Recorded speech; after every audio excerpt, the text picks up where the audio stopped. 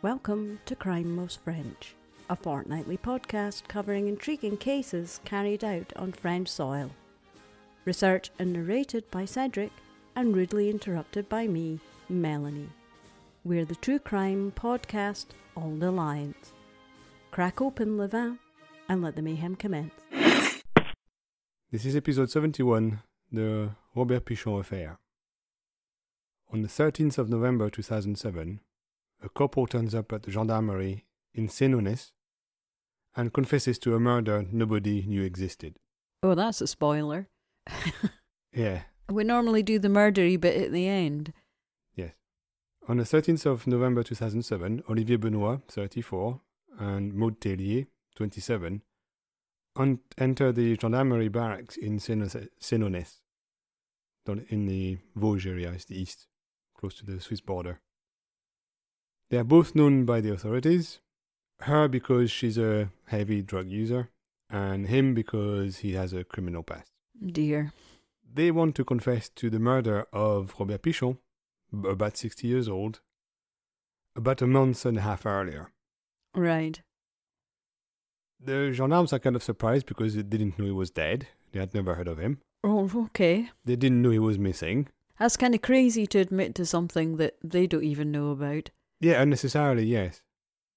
So the gendarmes go to his place and they don't find a body. But they don't find him alive either, though. No, but Benoit and Tellier gave them instructions on where to find the body and it's not there. Oh, right, okay. So everybody's totally confused. Right. The story actually starts in the winter of 2006. No, that's a whole year earlier. Yeah.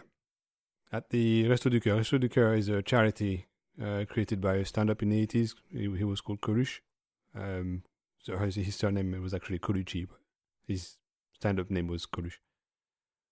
And they collect and distribute food to those who can't afford it, usually in the winter. Mm. So Robert Pichon is retired, so that's the victim, possibly. And he likes to help because he feels useful. And he's lonely because he's on his own. So working at the Resto du Coeur allows him to meet people, and he likes to chat with who he calls the clients. Yeah, it's a win-win situation, isn't it, really? Yeah. He has time, yeah. And he can help, and they need the food, so yeah, everybody wins. It's good for his health as well, I mean. Yes. You don't want to be sitting at home not doing anything. Yeah. So one of those people who come fairly regularly is Maud Tellier. One day during a conversation, Robert and Tellier discover that they are nearly neighbors. They actually live a few houses away from each other. Okay. She even introduces him to her boyfriend, Olivier Benoit, who she met at a nightclub car park a few years earlier. And they get along pretty well. And they chat for hours and hours and hours. That would warm my cockles if I didn't know what the ending of the story was. Yes. Benoit had a hard childhood. First, he wasn't recognized by his father. As far as he was concerned, his father didn't have a son. That led Benoit to have apparently difficulty building his identity. And of course, his father is also violent towards him because he shouldn't be there. Mm. So you can guess how things went. Yeah. That's sad, but not an excuse. Well, it happens, yes. And not everybody who has a hard childhood becomes a murderer. So yeah. So when he was a teenager, he essentially did whatever he wanted because his mum was busy running a bar with his father. Right. Eventually, the father died, and a stepfather came in, but he was very lax. He allowed him to do whatever he wanted. Okay. He didn't care that much. So we've gone from violent to negligent. Yes. Kind of father. Yes.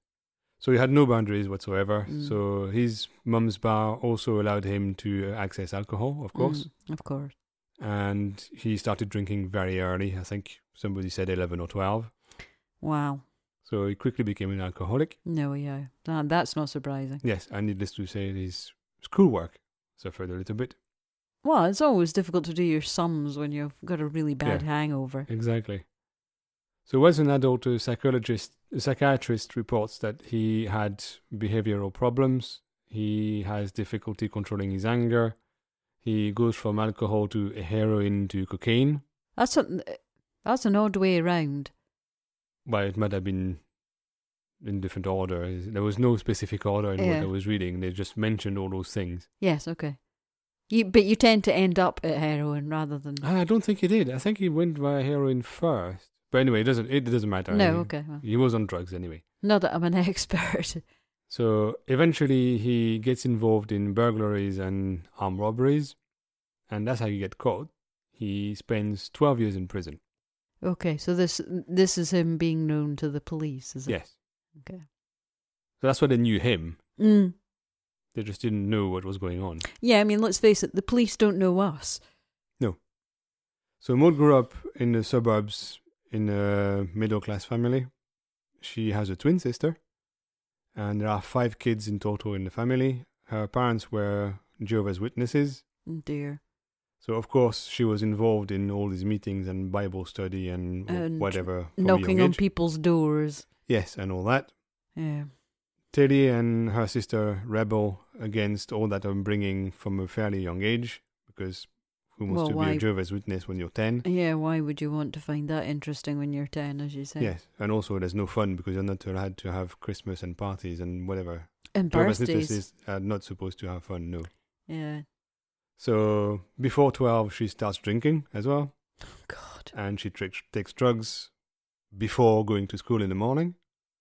So she gets to school high. And when she meets Benoit, she switches to heroin. A sentence, there is never any good, let alone sentence or story that starts with heroin. No. When they meet Robert, the couple isn't doing very well. Tellier has a hairdresser diploma, but she lives on state income because she doesn't work. Hmm. Benoit lives mostly on short-term jobs and robberies. Robert does marginally better, but he's not rolling in gold either. He's struggling some months to live on his pension. Well, I mean, when you said that they were living near each other, it kind of like gives the game away that he wasn't a comfortable middle class guy trying to salve his middle class guilt by working in a for a charity. They probably lived in not very nice areas of a small town somewhere in the mountains, I suspect, or something like that. Lots of these places are kind of like there's not a lot of job opportunities, and there is just a lot of drug taking and trying to escape, isn't it? So Benoit has an idea. What about they organize a fake burglary, get the money from Robert's insurance, increase the profit by actually selling the furniture that's supposed to have been stolen, and split 50-50. They discuss it, and they all convince themselves that it's a very good plan. So that's all 3 of them? That's all 3 of them. Right. So they have a deal. On the 22nd of August 2007, Robert Pichon goes to the gendarmes and reports his house has been burgled. There's breaking and entering, there's traces that somebody broke the door, and a lot of his stuff is apparently stolen. So this is August, so this is like 3 months before the other 2 turn up and say they've murdered him. Okay. So he reports things like gym equipment, clothes, including underwear, a large wardrobe, apparently. So the burglars went furniture somehow, big furniture.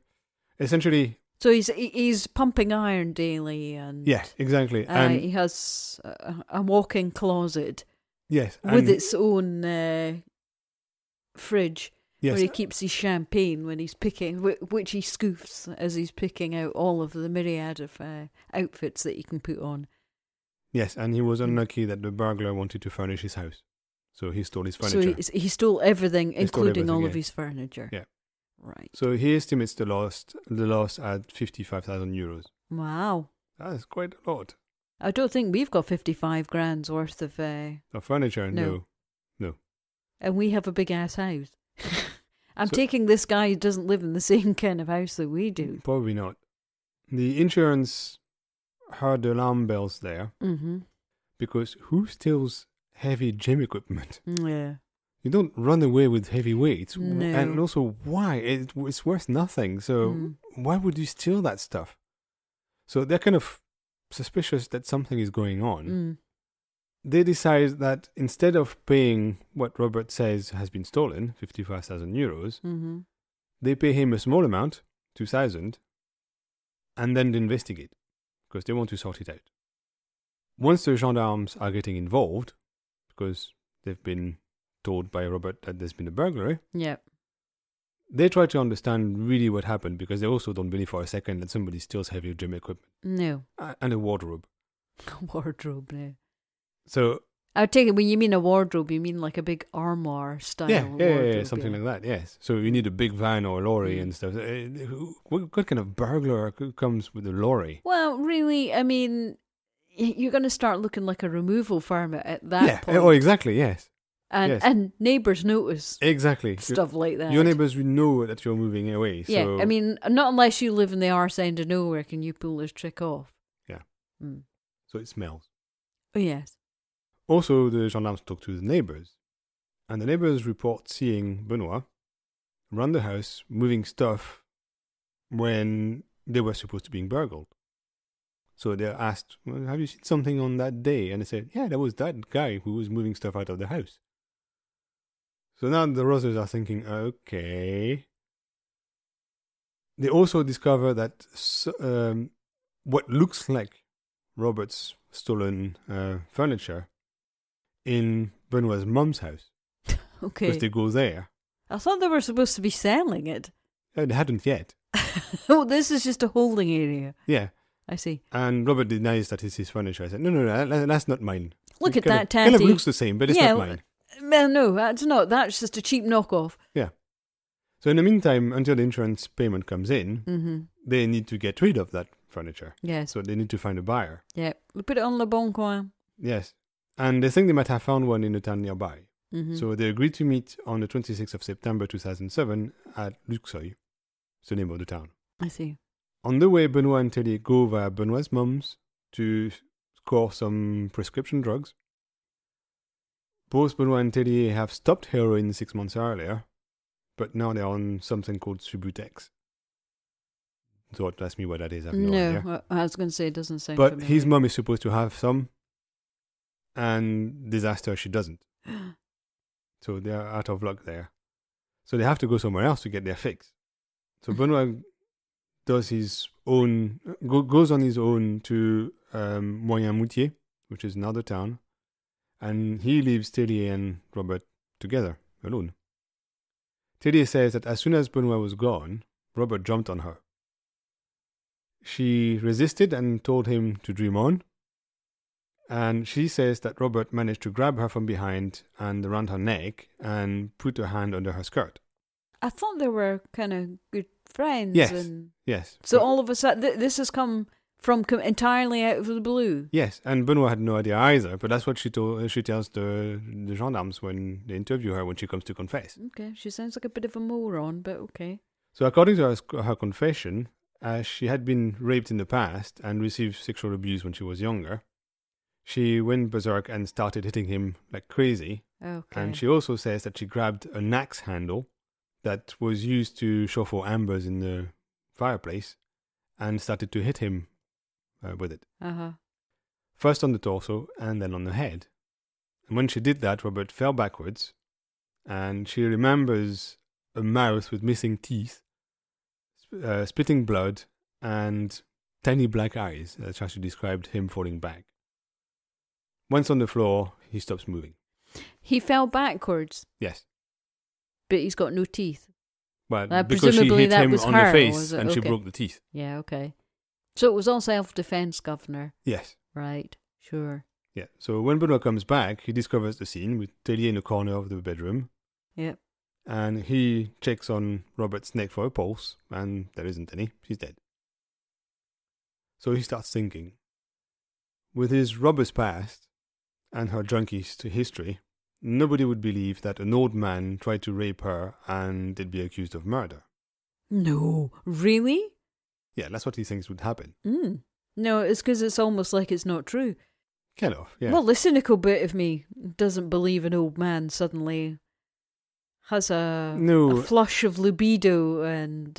Yeah, it sounds unlikely, but we'll come back to that. Okay. So he has an idea. They'll pull a weekend at Bernie's. And walk him out the building. Pretty much. They'll continue to pretend that he's alive. Right. They'll make him travel to Cannes, where his son lives. No, okay.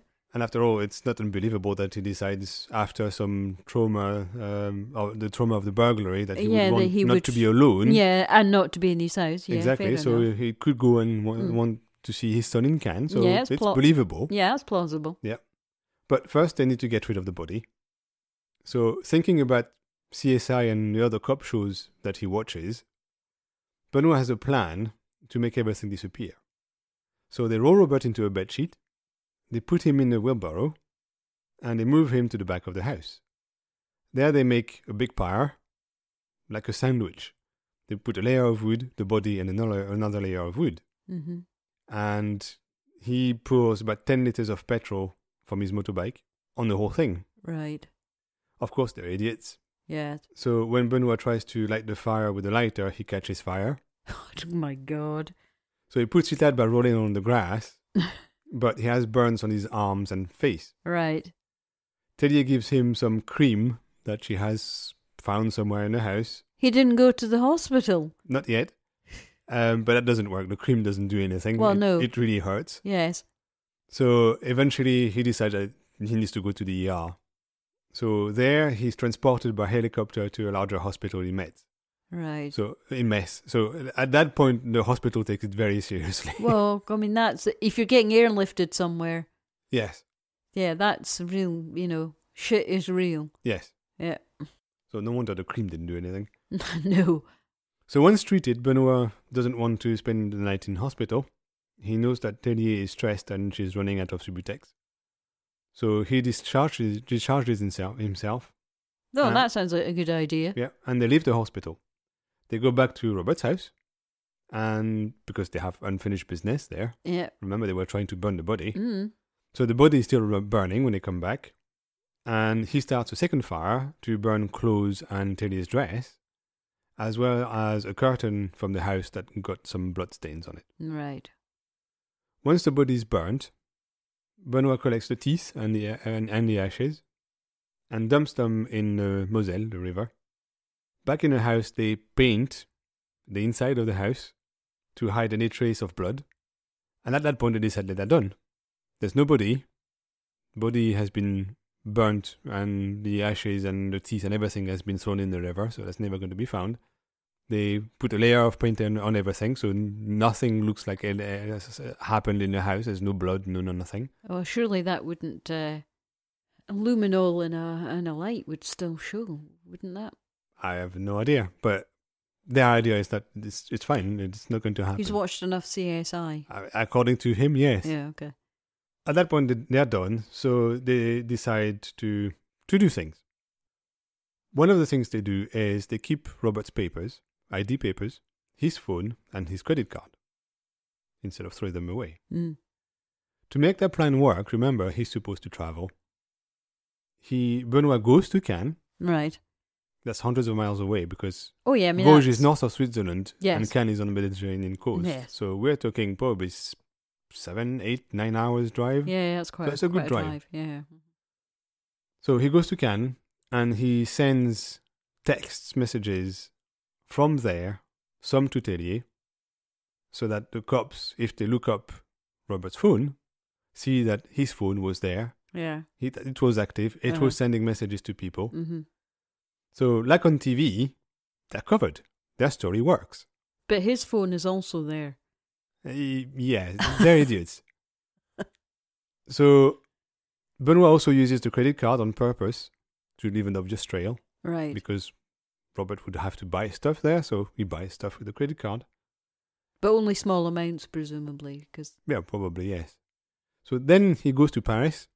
So a long trip. Yeah. Again, nearly 1,000 kilometers. In fact, 1,000 kilometers. Yeah, that's a long way. And he does the same thing in Paris. Because the old man told them that he had a flat there. But he didn't. Of course he didn't. What? He's living in a reasonably low rent. Yeah. And he's wanting to do some kind of chicanery with the insurance company because he's got a place in Paris. Yep. Oh, aye, that righto. Yeah, well, they're idiots. So in the meantime, Tellier feeds Robert's dog, and she pays the bills, like everything's fine. Mm-hmm.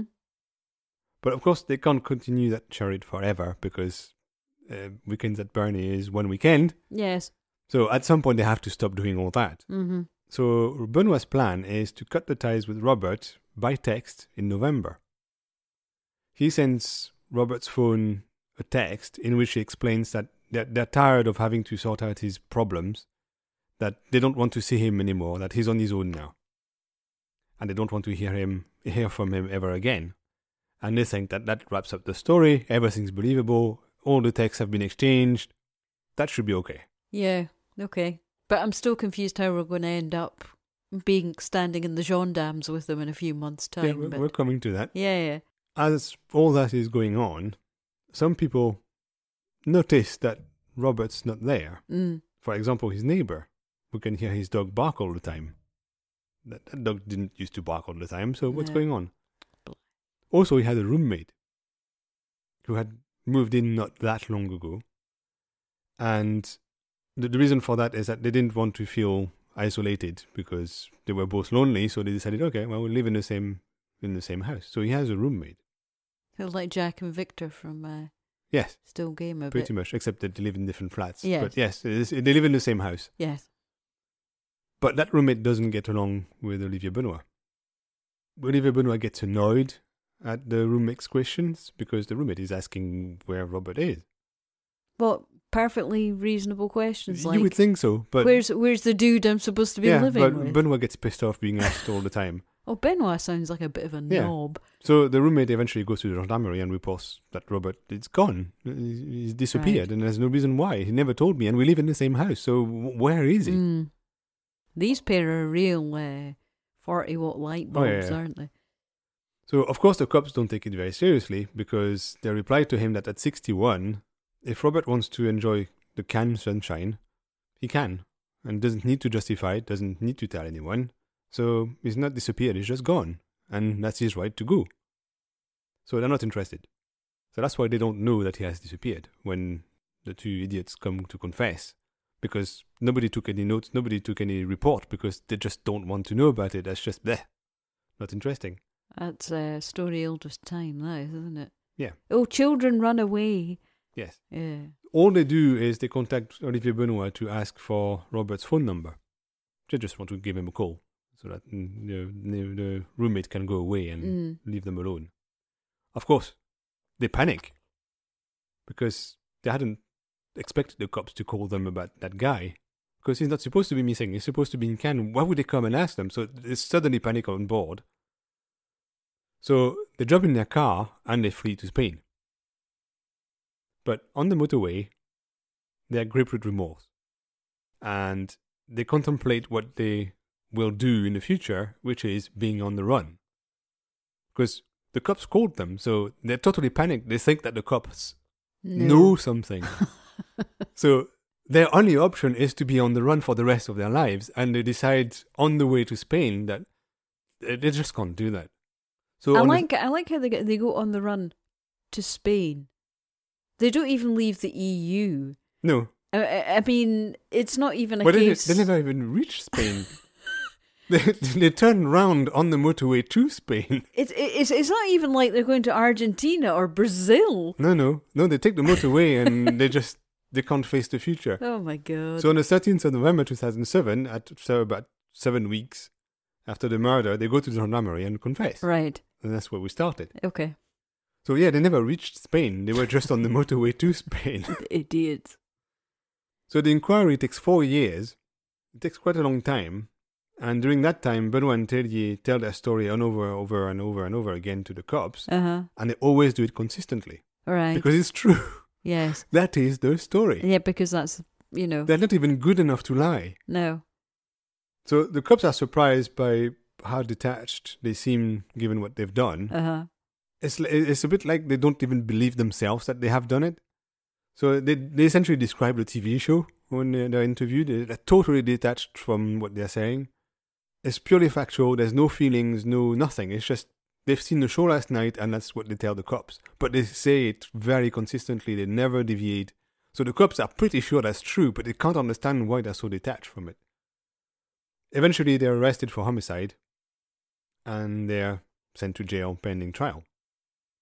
But the instructing judge doesn't believe Tellier's story.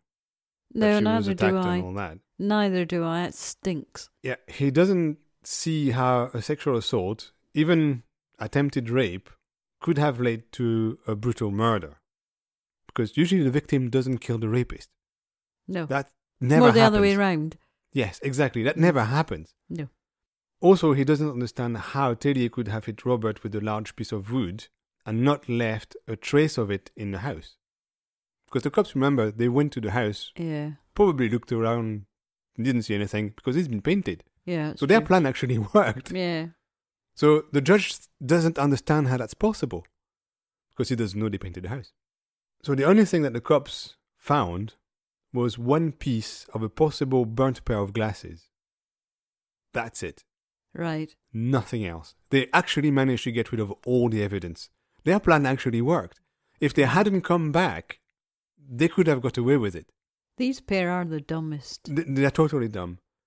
To him, the judge, the story is different. He thinks that Benoit and Tellier premeditated the murder. I think they wanted all the money to themselves. Yes. Yeah. They killed him somewhere else, because he still doesn't think they killed him in the house, so that there wouldn't be any trace of it. Mm-hmm. And therefore, he changes the charges from homicide to murder. That's first-degree murder in the US. Here it's just called murder. Yes.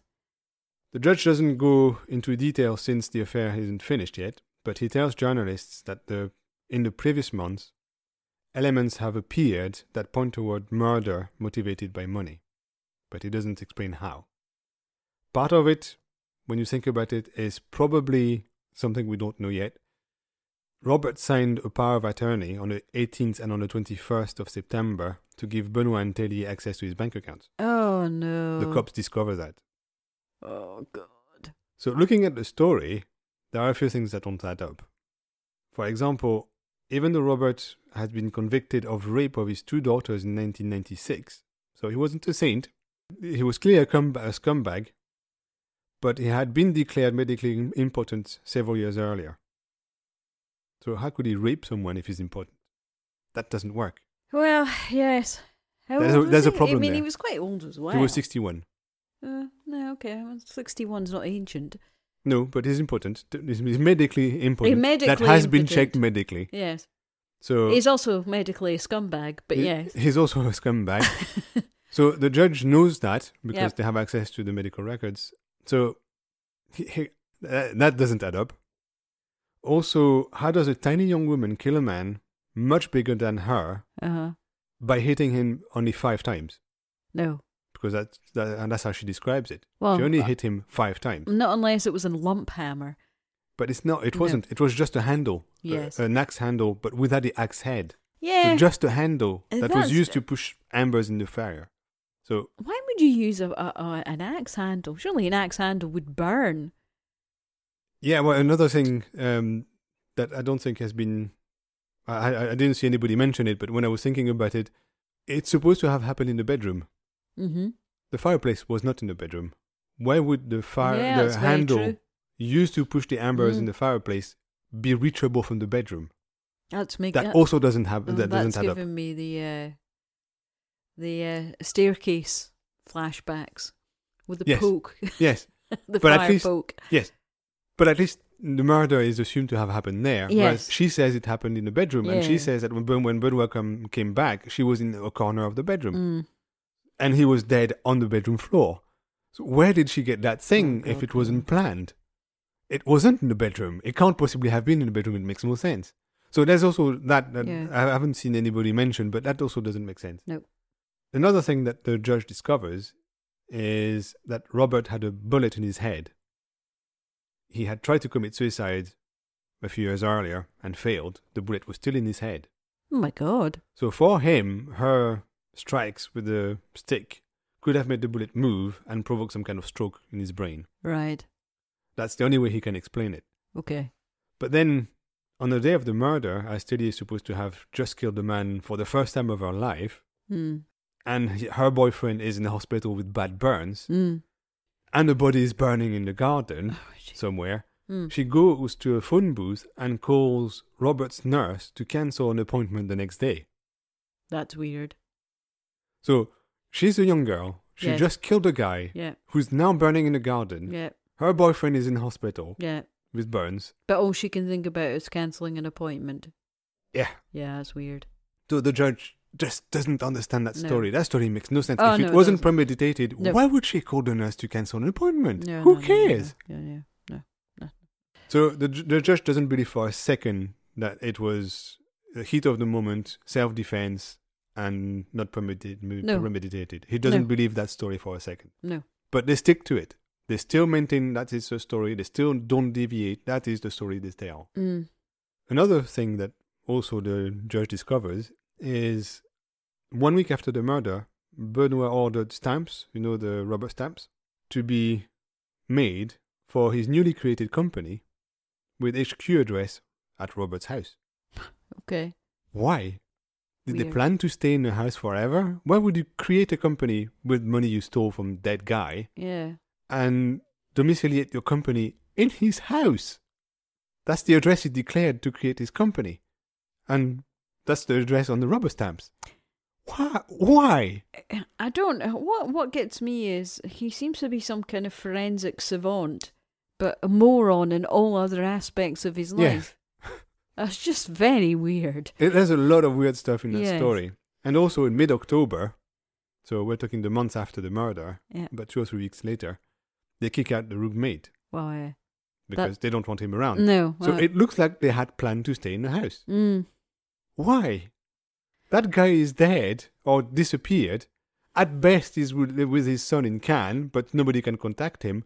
Why would you stay in the house? That's a stupid idea. So anyway, before the trial, Tellier presses charges against the instructing judge for blackmail. She says that the judge decided in the beginning that she and Benoit were guilty of murder, and everything in the inquiry that has happened was to prove that, ignoring everything that doesn't go that way.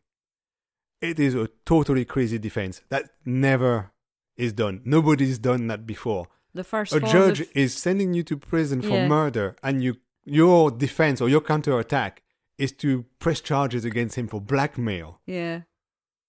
That's what they do. I think that's one of the craziest. I mean, you hear these people are up on charges and they haven't had they haven't been sentenced yet, and they're being hugely rude to the judge, who's going to decide how long they're in prison. No, because in France, an instructing judge is not the judge that sentences you. It's not the criminal judge. No, it's different.